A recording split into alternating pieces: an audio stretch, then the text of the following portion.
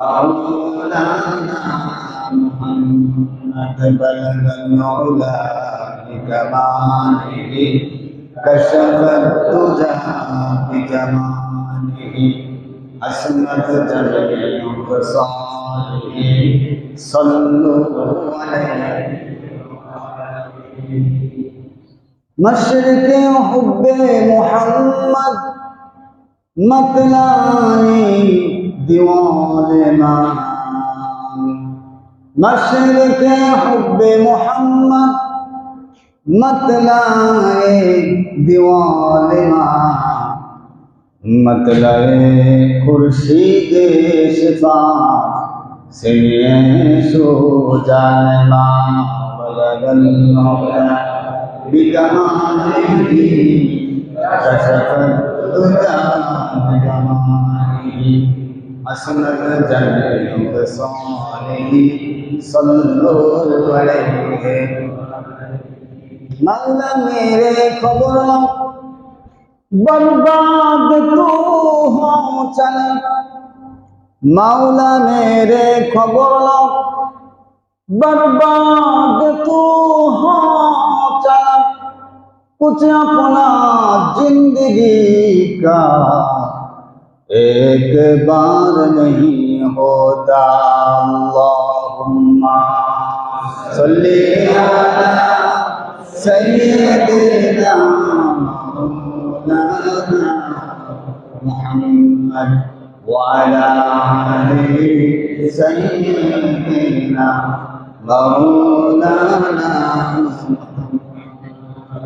खदर मातराम साहेब सदात অধ্যকার সম্মানিত জুম্মার আগত বুজুর্গ মুসলিয়ান ইকরাম, আমি আবারও সালাম জানাচ্ছি। আসসালামু আলাইকুম ওয়া রাহমাতুল্লাহ। আল্লাহ পাকের দরবারে লাখ কোটি শুকরিয়া আদায় করছি যে মহান আল্লাহ সুবহানাহু ওয়া তাআলা আমাদেরকে এই অত্যন্ত কাজের ভেতর দিয়ে সমস্ত কাজ থেকে ফারেক করে মহান আল্লাহ পাক আমাদেরকে তার ঘরে কিছু সময় গোলামি দাসত্ব করার তৌফিক দান করেছেন। সেই জন্য মহান আল্লাহ সুবহানাহু ওয়া তাআলার দরবারে মুহাব্বতের সাথে শুকরিয়া আদায় করি আলহামদুলিল্লাহ।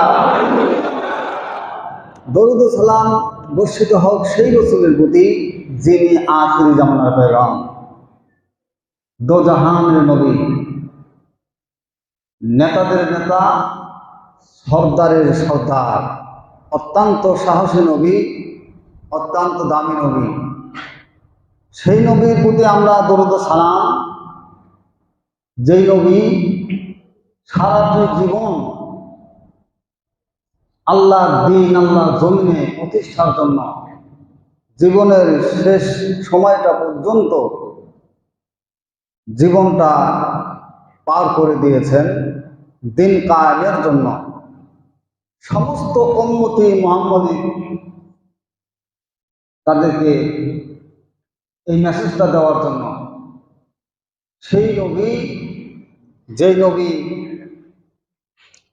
সারাটি জীবন আল্লাহর পক্ষ থেকে দিন কায়েমের জন্য প্রচেষ্টা করে গেছেন, আখির জামানার পয়গম্বর নবী মুহাম্মদ রাসূলুল্লাহ, যিনি আজ থেকে 1450 বছর আগে মানুষ জগৎ থেকে আড়াল হয়ে আল্লাহ পাকের সান্নিধ্য লাভ করেছেন। বলেন আলহামদুলিল্লাহ। আল্লাহ রাব্বুল আলামিন আদম আলাইহিস সালাম থেকে শুরু করে যত নবী আসছেন দাওয়াত একটাই, লা ইলাহা ইল্লাল্লাহ। এই এক দাওয়াতে, এই একটা দাওয়াতের জন্যই সমস্ত নবীগণকে আল্লাহ পাক রাসূল প্রেরণ করেছেন। অনেক সহিফা, অনেক কিতাব, শ্রেষ্ঠ কিতাব কোরআন কারীম, কোরআন মাজিদ, শুধু একটা দাওয়াতকে, একাত্মবাদের দাওয়াতকে দেওয়ার জন্য এতগুলা নবী পাঠিয়েছেন। আর সমস্ত নবীগণ এই একই দাওয়াত দিয়ে মানুষকে বোঝাবার চেষ্টা করেছেন যে আল্লাহ ছাড়া আর কোনো মাবুদ নাই, আল্লাহ ছাড়া কোনো উপাস্য নাই, লালনকারী, পালনকারী, রেজেক দাতা ইল্লাল্লাহ এক আল্লাহ ছাড়া। এই একটাই দাওয়াত। যুগে যুগে সমস্ত নবীগণ এই দাওয়াত দিয়েছেন। আর এটার ব্যাখ্যা আল্লাহ যদি কোরআনে কারীম এত সহিফা এত কিতাব নাজিল না করতেন, শুধু লা ইলাহা ইল্লাল্লাহ এতটুকু যদি থাকতো যথেষ্ট। বলেন সুবহানাল্লাহ। সমস্ত পৃথিবীর জন্ম থেকে শুরু করে কিয়ামত পর্যন্ত যত কিছু আল্লাহ পাক জ্ঞান দান করেছেন এবং নিজের কাছে রেখেছেন, সমস্ত জ্ঞানগুলি আল্লাহ পাক এই এক লা ইলাহা ইল্লাল্লাহর ভিতরে নিহিত করে তালাবদ্ধ করে দিয়েছেন। সুবহানাল্লাহ। এই একত্ববাদ সেটা হচ্ছে ঈমান। আজকে ঈমান না থাকার কারণে মসজিদ ভরা মানুষ, ওয়াজ মাহফিলে মানুষ, গান বাজনাতে মানুষ, চার দোকানে মানুষ, সব জায়গায় মানুষ কম পাওয়া যায়, আল্লাহর দ্বীন কায়েমের জন্য মানুষ পাওয়া যায় না। ঠিক কিনা বলেন ভাইরা আমার?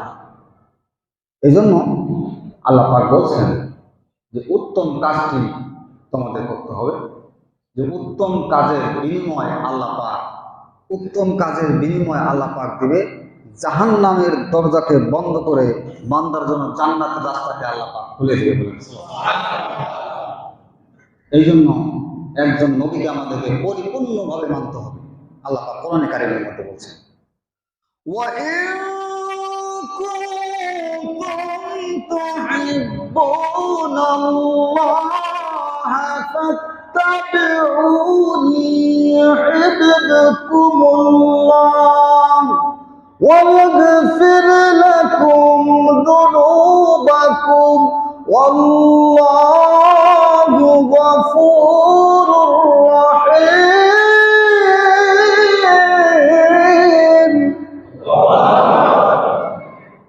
আল্লাহ পাক বলছেন, আমি আল্লাহ পাকের জান্নাত ভালোবাসা, আমি আল্লাহকে যদি পেতে চাও তাহলে আমার রসুলকে অনুসরণ করো। বলেন সুবহানাল্লাহ। রসুলকে অনুসরণ করতে হলে আপনাকে আমাকে একটি কাজ, ঈমানকে মজবুত করে ধরে রাখতে হবে। এমন একটি সময় আমরা এসেছি যে এই সময় ঈমানকে মজবুত করে ধরে রাখা বড় মুশকিল। টুপি পাঞ্জাবি আর পাগড়ি বড় জুব্বা পরে ভাবছি যে ঈমান আমার মজবুত আছে। ঈমান বোঝা যাবে তখন দ্বীন কায়েমের জন্য যখন তুমি ঝাঁপিয়ে পড়বে। আর যদি তোমার জীবনটা যায় তাহলে বোঝা যাবে যে তোমার ভিতরে কিছু ঈমান আছে। ঠিক কিনা বল ভাইরা? এক লোক পাহাড়ের উপরে উঠছে, তাফসীরের কিতাবের ভিতরে আসে যে পাহাড়ের উপরে উঠার পরে তো লোকটা পা পিছলে পড়ে গেছে। বহুদূর পাহাড়, উঁচু থেকে নিচু পড়ে গেছে। এই গর্তে গর্তে নিচের দিকে পড়ে যাচ্ছে। এখান থেকে মানুষ পড়লে বাঁচার কোনো কারণ নেই, বাঁচতে পারে না। সে বলতেছে, আল্লাহ তুমি আমাকে বাঁচাও, বাঁচাও, হে মালিক তুমি আমাকে বাঁচাও, তুমি ছাড়া আমার কেউ নাই। আল্লাহ পাকের দয়া, আল্লাহ পাক এই অল্প সময়ের ভিতরে পাহাড়ের মধ্যস্থলে একটা লতার সামনে সে আটকা পড়ে গেছে। বলেন সুবহানাল্লাহ। আটকা পড়ে গেছে, সেই লতাটা ধরে ফেলছে। ধরে ফেলার পরে বলছে যে আল্লাহ তুমি তো আমাকে বাঁচাইছো, তুমি আমাকে বাঁচাইছো, এখানে কেউ নাই তুমি ছাড়া, তুমি আমাকে বাঁচালে তোমার শুকরিয়া আদায় করে আসবে। আল্লাহ আমি তোমাকে বাঁচাইছি। বলে হ্যাঁ, তুমি কার কাছে সাহায্য চেয়েছিলাম? আল্লাহ তোমার কাছে আমি সাহায্য চেয়েছিলাম যে বাঁচালোকে। বলে তুমি তো আমাকে বাঁচাইছো। বলছে ঈমান আছে তোমার? বলে হ্যাঁ ঈমান আছে। তোমার যদি ঈমান থাকে তাহলে তুমি ওই লতাটা, আমি আল্লাহ হুকুম করলাম তুমি লতাটা ছেড়ে দাও। কয় না, ছাড়তাম না। এটা নিচে এত আরো 3-4 কিলোমিটার নিচু পাহাড়। বলছে তুমি না আমাকে বললা বাঁচাও, তা আমি তো তোমার বাঁচাইলাম, তুমি আমাকে বিশ্বাস করো না? বলে করি। তা তুমি লতা ছেড়ে দাও। বলছে না, মরে যান গা, লতা ছাড়তাম। এই হচ্ছে ঈমান। ঈমানকে মজবুত শক্ত করতে হবে। জীবন যেতে পারে, জীবন যেতে পারে আপনার আমার, ঈমানকে নষ্ট করা যাবে না। দোস্ত বুজুর্গ, ইমানকে নষ্ট করা যাবে না। ইসলামের যখন ডাক আসবে আপনি চলে যাবেন, আপনার জীবন চলে যাবে, চোখ খুলে দেখবেন আল্লাহর জান্নাতে বসা। এটা হচ্ছে দুনিয়ার জিন্দেগিতে আপনাকে আমাকে কিছু সময় আল্লাহ পাক দিয়েছেন কিছু ইবাদত করার জন্য। وَمَا خَلَقْتُ الْجِنَّ وَالْإِنسَ إِلَّا لِيَعْبُدُونِ। আল্লাহ রাব্বুল আলামিন বলেন, এই পৃথিবীতে আমি আল্লাহ তাআলা তোমাদেরকে কিছু সময়ের জন্য পাঠালাম। খলাকুল জিন্না ওয়াল ইনসান, আমি তোমাদেরকে সৃষ্টি করেছি ইল্লা লিয়াবুদুন, একমাত্র আমার ইবাদত করার জন্য। তুমি আমার ইবাদত করবা। তামাম পৃথিবীতে যত কিছু আমি সৃষ্টি করেছি ওই সৃষ্টিগুলি তোমার ইবাদতের জন্য আমি খাদেম বানায়া দিলাম। ভাইরা আমার, 18,000 মাখলুকাতের ভিতরে 9,17,999 মাখলুক আল্লাহ রাব্বুল আলামিন বান্দার জন্য খাদেম বানায়া দিয়েছেন। আর একটি মাখলুক মানুষ, আশরাফুল মাখলুক, এই শ্রেষ্ঠ মাখলুক আল্লাহ রাব্বুল আলামিন বলেন, খলাকতুল জিন্না ওয়াল ইনসা ইল্লা লিয়াবুদুন, বান্দা শুধুমাত্র আমার ইবাদত করবে। 17,999 মাখলুককে আমি বান্দার জন্য আমি খাদেম বানায়া দিলাম। বলেন সুবহানাল্লাহ। যত মাখলুক আছে এই পৃথিবীতে সব আমাদের খাদেম। আল্লাহ রাব্বুল আলামিন বলেন, সূর্যকে আমি আল্লাহ তাআলা একবার বলে দিয়েছেন, সূর্য তুমি আলো দিবা বান্দাদেরকে, দিনের বেলা আলো দিবা, আমার বান্দারা কাজ করবে, ক্ষেত খামারে কাজ করবে। আবার রাতের বেলায় তুমি অন্ধকার দিবা, আমার বান্দারা আরামে ঘুমায় যাবে। এটা একটা মাখলুক। আল্লাহ তাআলা সূর্যটাকে বানাইয়া বাগানের বান্দার বান্দি গোলাম বানায়া দিয়েছেন। বলেন সুবহানাল্লাহ। ভাইরা আমার, পৃথিবীর এই সূর্যটা ঘুরে ঘুরে আলো দিচ্ছে, এটা আপনার আমার গোলাম, এটা আপনার আমার খাদেম। আপনি আমি ভাবছি যে আমাদের কিছু নাই, আমাদের বহুত কিছু। আল্লাহ একটা মানুষের জন্য কত কি সৃষ্টি করে দিয়েছে। আল্লাহ রাব্বুল আলামিন সূর্যকে বলে দিলেন, সূর্য, বিজ্ঞানরা গবেষণা করতে করতে এখন পর্যন্ত হদিস পায় নাই। 4,500 বছর গবেষণা করে বলে যে পৃথিবী ঘুরে সূর্য স্থির। এটা বিজ্ঞান বলছে। পৃথিবী ঘুরে, সূর্য ঘুরে না। আল্লাহ রাব্বুল আলামিন সেই সমাধানটা কোরআনের কারিমের ভিতরে দিয়ে সূর্য যে চলমান বান্দার গোলাম বানায়া আল্লাহ রাব্বুল আলামিন গোলাম হিসাবে বানায় দিয়েছেন। বলেন সুবহানাল্লাহ। লাশ-শামসু ইয়ানবাগি লাহা তুদরিকাল কমর ওয়ালাল-লাইলু সাবিকুন নাহার ওয়া কুল্লুন ফি ফালাকি ইয়াসবাহুন। বলেন সুবহানাল্লাহ। আল্লাহ রাব্বুল আলামিন এই বান্দাদেরকে আল্লাহর কেমন খাদেম বানায় দিয়েছেন, শুধুমাত্র এই বান্দার গোলামি করার জন্য। এই মানুষ শ্রেষ্ঠ মানুষের গোলামি করার জন্য আল্লাহ রাব্বুল আলামিন সূর্যকে আল্লাহ তাআলা সূর্য একটা কক্ষপথ দিয়েছে, একটা রাস্তা দিয়েছেন। চন্দ্রকে আবার আরেকটা রাস্তা দিয়েছেন, চন্দ্র তার রাস্তায় চলে, সূর্য তার রাস্তা দিয়ে চলতে থাকে। যদি কোনো সময় সূর্য এবং চন্দ্র তার রাস্তাকে বাদ দিয়ে যদি অন্য কোনো রাস্তায় চলে যায়, সাথে সাথে পৃথিবীটা ধ্বংস হয়ে যাবে। আজ পর্যন্ত সূর্য তার কক্ষপথ থেকে, তার রাস্তা থেকে এক চুল পরিমাণ এদিক সেদিক হয় নাই। হুকুম মানছে কার? আর আওয়াজ দিবেন, হুকুম মানছে কার? আল্লাহ পাকের হুকুম মানছে। চন্দ্র তার কক্ষপথ দিয়ে হাঁটছে আল্লাহর হুকুম মেনে। আল্লাহ রাব্বুল আলামিন বলেন, খালাকাল জিন্না ওয়াল ইনসানা ইল্লা লিয়াবুদুন। আমি মানুষের জিন জাতিকে সৃষ্টি করেছি ইল্লা লিয়াবুদুন, একমাত্র ইবাদত করার জন্য আমি সৃষ্টি করেছি।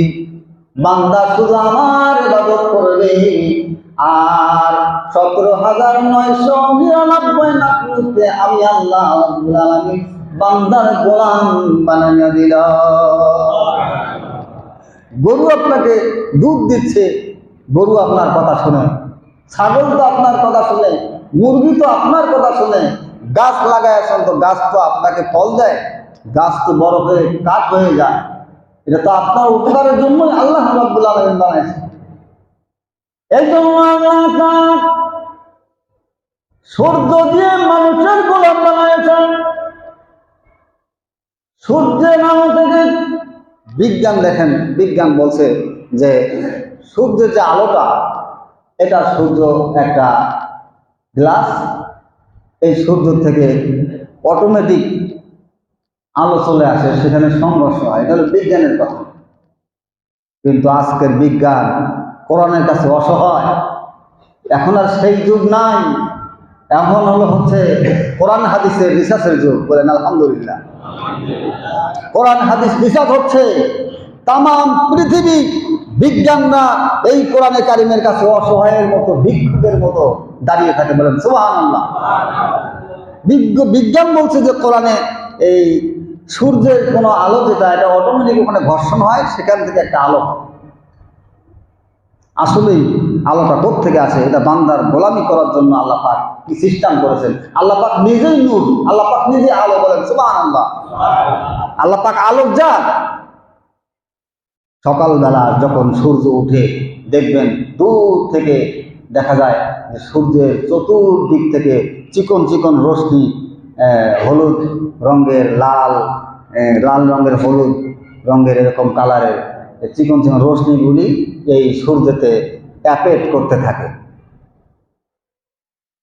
এই আলোটা, এই নূরটা হচ্ছে আল্লাহ পাকের জাতি নূর, আল্লাহর নূর। আল্লাহর নূর, আল্লাহ পাকের আলো এই সূর্যতে গ্লিজ করতে থাকে, আর এই সূর্যটা আলোকিত হয়ে যায়। বলেন সুবহানাল্লাহ। আল্লাহ পাক যে ইবাদতের জন্য সৃষ্টি করেছেন, আর কিভাবে আপনাকে আমাকে লালন পালন করছেন, একটু খেয়াল করুন। আল্লাহ রাব্বুল আলামিন নিজের আলো থেকে সূর্যকে আলোকিত করলেন। সূর্যের আলোয় তামাম পৃথিবী আলোকিত হয়ে গেল। এবার সারাদিন কলকারখানায় কাজ কাম করে শরীর ক্লান্ত হয়ে গেছে, এবার রাতের বেলায় ঘুমিয়ে পড়েছেন। দিনের সূর্যটা আল্লাহ যদি রাতের বেলায় জ্বালায় দেয়, কেউ ঘুমাতে পারবো না, কেউ পারবো না।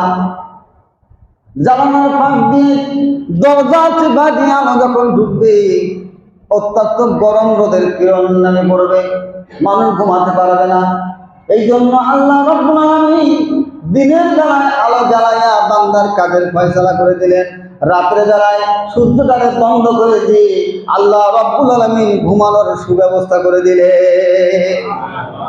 ভাইরা আমার, এই জন্য আল্লাহ রাব্বুল আলামিন বলছেন যে তোমার আমি যে ঈমান দান করেছি, এই ঈমান যদি তুমি মজবুত করতে পারো, এক কালিমার উপরে যদি তুমি থাকতে পারো, তোমার জীবন চলে যাবে, তোমার দিন চলে যাবে, সংসার চলে যাবে।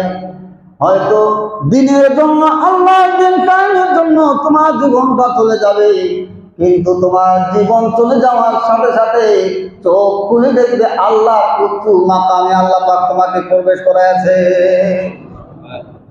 আল্লাহ তাআলা বলেন, আল্লাযী খালাকাল মাউতা ওয়াল হায়াতা লিয়াবলুয়াকুম আইয়ুকুম আহসানু আমালা। আল্লাহ পাক বলেন, প্রথমে মৃত্যুকে আমি সৃষ্টি করেছি, মৌতকে সৃষ্টি করেছি, আবার হায়াত সৃষ্টি করেছি। হায়াত সৃষ্টি করেছি, মৌত সৃষ্টি করেছি। কেন সৃষ্টি করেছি? বান্দা তোমাদেরকে পরীক্ষা করার জন্য। কি পরীক্ষা? তোমাদের মধ্যে উত্তম আমল কে করতে পারে, আমি আল্লাহ তাআলা তাকে ক্ষমা করে দিব। বলেন সুবহানাল্লাহ। এখানে নামাজের কথা বললেন না, হজের কথা বললেন না, যাকাতের কথা বললেন না। এখানে তো ইসলামের আরো বিভিন্ন ভিন্ন কাজগুলি আছে, ওই কাজগুলির কথা বললেন না। আল্লাহ বললেন যে মৃত্যু সৃষ্টি করেছি, হায়াত সৃষ্টি করেছি তোমাদেরকে পরীক্ষা করার জন্য। তোমাদের মধ্যে আমলের দিক থেকে কে উত্তম, তাকে আমি আল্লাহ তাআলা মাফ করে দেব। বলুন সুবহানাল্লাহ। ভাইরা আমার, এখানে নামাজের কথা উল্লেখ করেন নাই, যাকাতের কথা উল্লেখ করেন নাই, এমনকি আমলের কথা বললেন। আল্লাহ রাসূল বলছেন ওইটাই হচ্ছে উত্তম আমল।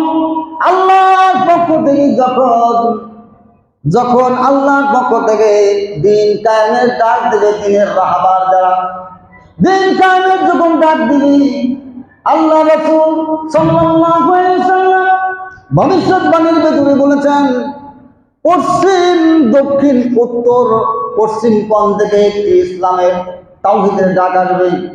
লা ইলাহা ইল্লাল্লাহু মুহাম্মাদুর রাসূলুল্লাহ সাল্লাল্লাহু আলাইহি ওয়াসাল্লাম।